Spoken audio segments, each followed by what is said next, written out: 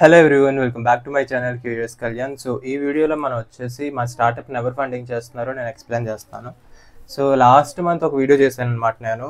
So అందులో few members are interested to invest in my company అని నేను చెప్పాను. ఆ తర్వాత చాలామంది అడగడం స్టార్ట్ చేశారనమాట.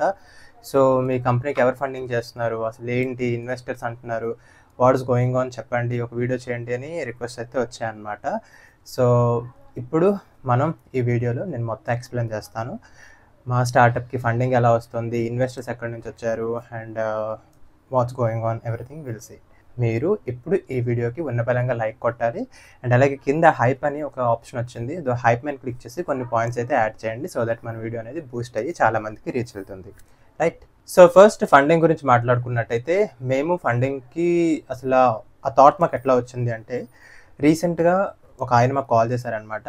సో కన్సల్టెన్సీ కాల్లో మాట్లాడుతూ ఆయన చెప్పారు, I'm ready to invest in your company. So if you are looking for an investor, మనం కొలాబరేట్ అవుదాం అన్నారనమాట. దెన్ వీఆర్ లైక్, అదర్ పార్ట్నర్కి కో-ఫౌండర్కి నేను కాల్ చేసి చెప్పాను, సో ఇలా సంబడి ఈజ్ ఇంట్రెస్టెడ్, మీరు ఏమనుకుంటున్నారు అని చెప్తే, no, we're not looking for any investors, ఇది కంప్లీట్గా బూస్ట్రాప్ కంపెనీ, మనం ఎవరిని ఇన్వెస్టర్స్గా పెట్టుకోవద్దు. బికాజ్ రీజన్స్ కూడా నేను చెప్తాను. మెయిన్ థింగ్ వచ్చేసి ఏంటంటే, ఇన్వెస్టర్స్ని ఎప్పుడైనా పెట్టుకున్నట్టయితే ఫస్ట్ మనం చూసుకోవాల్సింది, మనకి ఇన్వెస్టర్స్ అవసరమా లేదా. అది తప్పని నేను అడగట్లా, అండ్ వాళ్ళు ఆఫర్ చేసింది కూడా it's really good amount. So వాళ్ళు ఆఫర్ చేసింది like every quarter like some amount అలా ఇచ్చి ఓవర్ ద ఇయర్ వచ్చేసి ఫ్యూ ల్యాక్స్ అయితే పెడతామని చెప్పారనమాట. And it sounded good, but మాది వచ్చేసి we're not into product development, right? We're into services company. So మేము ఫ్యూ సర్వీసెస్ ఆఫర్ చేస్తున్నాం. వాళ్ళు ఇన్వెస్ట్ చేసిన వాళ్ళు ఇన్వెస్ట్ చేసినా కూడా I don't think they will get ఒక పెట్టిన ఒక 1 ఇయర్కి చాలా ఇన్వెస్ట్ చేసుకున్నాక నెక్స్ట్ ఇయర్కి అది డబుల్ ట్రిపుల్ ఆర్ ఎక్కువ ఇన్కమ్ వస్తుంది అని ఎక్స్పెక్ట్ చేయలేం. Because this is a services company, it's not a product company. ఎప్పుడైనా వెంచర్ క్యాపిటలిస్ట్ ఆర్ హెచ్ఎన్ఐస్ చూసుకున్నట్టయితే, వాళ్ళు ఒక 100 ప్రాజెక్ట్స్లో ఇన్వెస్ట్ చేశారు అనుకుందాం. 100 ప్రాజెక్ట్స్ టర్న్అవుట్ అవ్వవు, 100 ప్రాజెక్ట్స్ బూమ్ అవ్వవు, కొన్ని ఫ్లాప్ అయిపోతాయి, కొన్ని ఫెయిల్ అయిపోతాయి. బట్ వాళ్ళు ఇన్వెస్ట్ చేసిన 100 ప్రాజెక్ట్స్లో ఒక 5 ప్రాజెక్ట్స్ హిట్ అయినా ఆ 5 ప్రాజెక్ట్స్ నుంచి వచ్చే రిటర్న్స్ అనేవి that will be very huge. అది వాళ్ళ లాసెస్ని, అంటే మిగిలిన 95 కంపెనీస్లో లాసెస్ బేర్ చేస్తుంది. At the same time they will get lot of good reward. అక్కడ మనకి ఇన్వెస్టర్స్ అవసరం. ఫర్ ఎగ్జాంపుల్, ఎక్కడైతే R&D ఉందో, ఇనిషియల్గా రీసెర్చ్ చేయాలి, ఇనిషియల్గా డెవలప్మెంట్ చాలా ఉంది. ఫర్ ఎగ్జాంపుల్, ఒక కామర్స్ స్విగ్గీ జొమాటో లాంటిది ప్రిపేర్ చేస్తాం, లేదా మింత్రా లాంటిది ఆర్ అమెజాన్ లాంటిది. సో అక్కడ ఏంటంటే అదొక ప్రోడక్ట్ అండ్ అది ఒక నీష్ ఐడియా. అలాంటి దగ్గర మనకి ఇనిషియల్గా చాలా అంటే చాలా ఇన్వెస్ట్మెంట్ అవసరం. ఎందుకంటే అక్కడ మనకి ఫస్ట్ ప్రోడక్ట్ బాగా డెవలప్ అయ్యి బయటికి వెళ్ళి కస్టమర్స్ వచ్చిన తర్వాత అది బూమ్ అయితే that reward will be so much.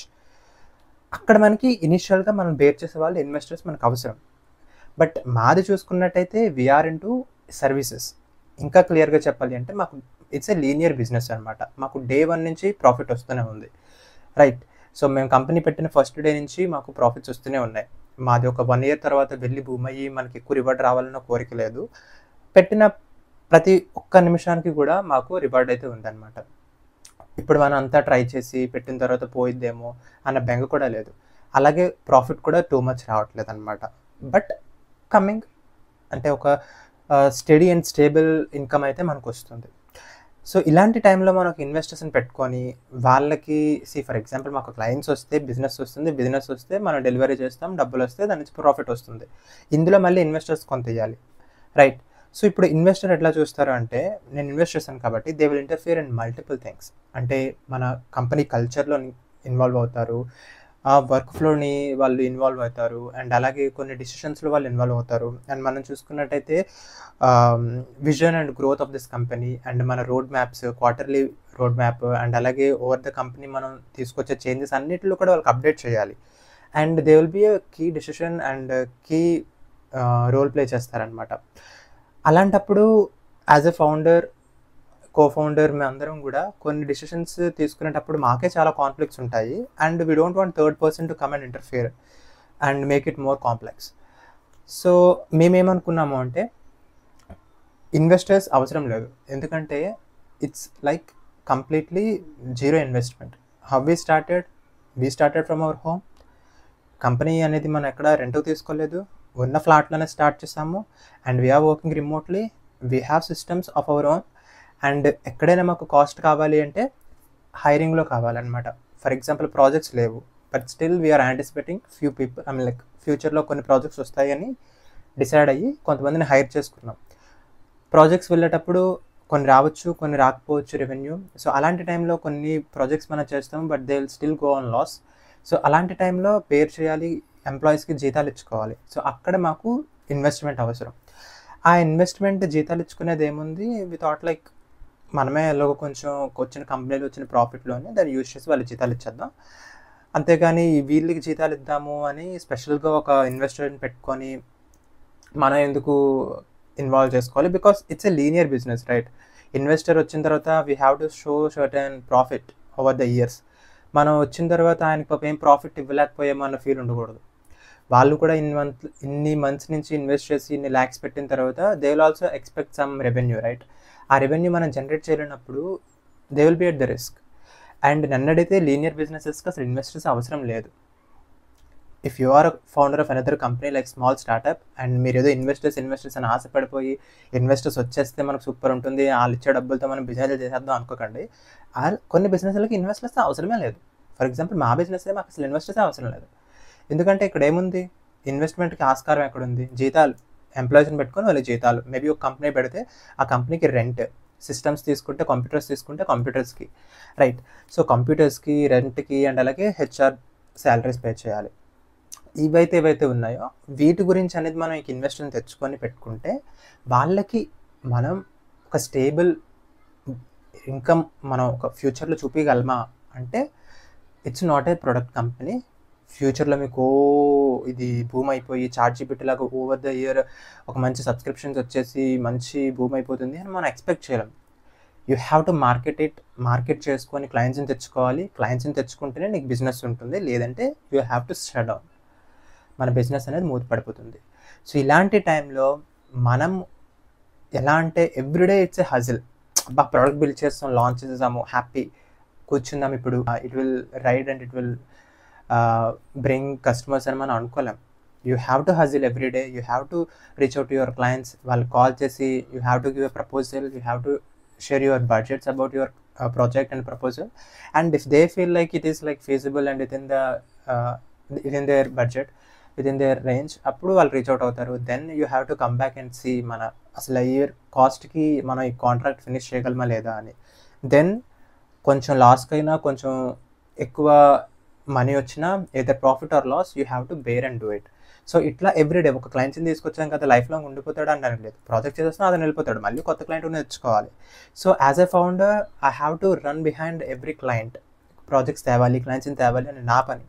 అలాగే team they will be working on deliverables, right? అసలు క్లయింటే లేడు అంటే వాళ్ళకి వర్క్ ఉండదు. మరి అప్పుడు వాళ్ళ జీతాలు ఎలా వస్తుంది? They will jump to some other company కదా. సో లీనియర్ బిజినెస్లో అదే ప్రాబ్లం అనమాట. మనకి డే 1 నుంచి ప్రాఫిట్ ఉంటుంది, at the same time clients లేకపోతే మనకి ప్రాఫిట్ కూడా ఉండదు. So everyday it's a హజిల్. Everyday నువ్వు ప్రాజెక్ట్స్ తెచ్చుకోవాలి, ఎవ్రీడే ప్రాఫిట్ తెచ్చుకోవాలి. సో ఎన్ని ప్రాజెక్ట్స్ తెచ్చుకుంటే ఎన్ని డెలివర్ చేస్తే అంత రెవెన్యూ, దట్స్ ఇట్. సో ఇలాంటి టైంలో వీ డిసైడెడ్ అసలు investing is not a thing for us. మనం అసలు ఇన్వెస్టర్ గురించి ఆలోచించాల్సిన పనే లేదు, మనకి ఇన్వెస్టర్స్ అవసరం లేదు అని వీ డిసైడెడ్. సో అలా మేము అసలు ఫండింగ్ గురించి ఇప్పుడు చూడట్లేదు అనమాట, but we diverted. So course of this business operations what we came to know like lot of people are waiting for investors అనమాట. So we actually tied up with some other startups. So వాళ్ళతో మేము tie up అయినప్పుడు they are into product companies, right? So వాళ్ళు చాలా మంచి apps తయారు చేస్తున్నారు, they have niche idea. So వాళ్ళకి ఇన్వెస్టర్స్ కావాలి. సో డిఫరెంట్ ఐడియాస్తో వచ్చారు చాలామంది. I can't say those ideas because we have NDA. But నేను చెప్పేది ఏంటంటే అప్పుడు మేము ఇన్వెస్టర్స్ని అలాంటి వాళ్ళకి డైవర్ట్ చేస్తున్నాం, like we're bridging. So we have some network and we're also seeing some people having good interest. We're just connecting them. It's just out of interest and we're also giving consultancy. So మీకు ఏమైనా ఒక product idea ఉంది, దాన్ని ఎలా తీసుకెళ్ళాలి, ఒక చిన్న idea ఉంది, దీన్ని ఎలా చేయాలో అర్థం కావట్లేదు అంటే we also provide consultancy for free of cost. And sometimes like we also charge if you need our inputs in several areas. So like that we are expanding like into multiple different areas, not just into services. We're also into consulting. We're also providing few startups with tech support, that's like a product development. So services, product development, at the same time consulting, we are also expanding multiple channels. So I hope ఈ video మీకు అర్థమైంది అనుకుంటున్నాను. నేను చెప్పిన points అన్నీ కూడా in case కరెక్ట్గా convey అయ్యింది అనుకుంటే please make sure you like and subscribe to my channel. That's it. Thank you so much.